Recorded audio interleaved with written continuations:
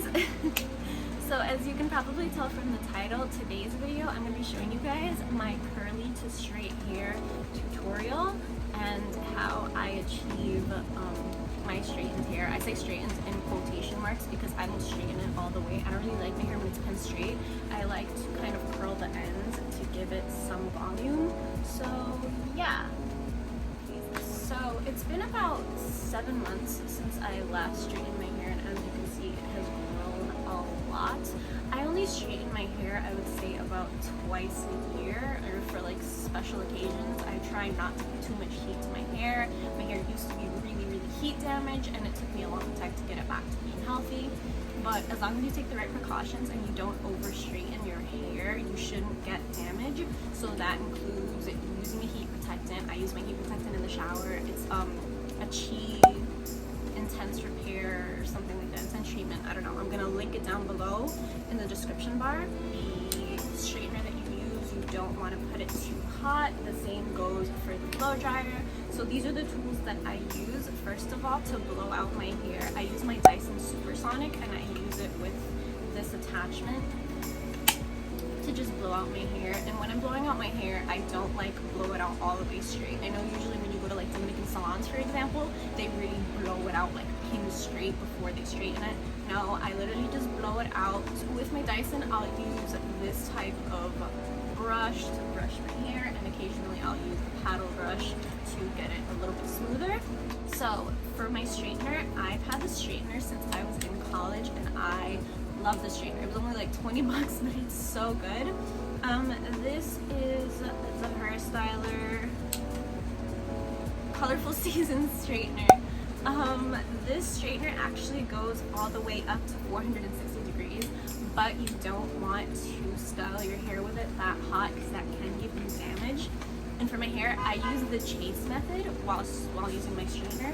So I will use this kind of like brush. I don't know what it's called. I'll try to link it down below in the description box. But this is really good because since it's like a brush, rather than using like a rat tail comb for the chase method, this really gets every individual strand straightened, so you don't have to go over it too many times with the flat iron. That's another thing. I try not to pass the flat iron too many times over my hair. I'll only pass it once. Sometimes I'll have to pass it twice, but for the most part, I only try to do that once. So yeah, please keep watching for you guys to see.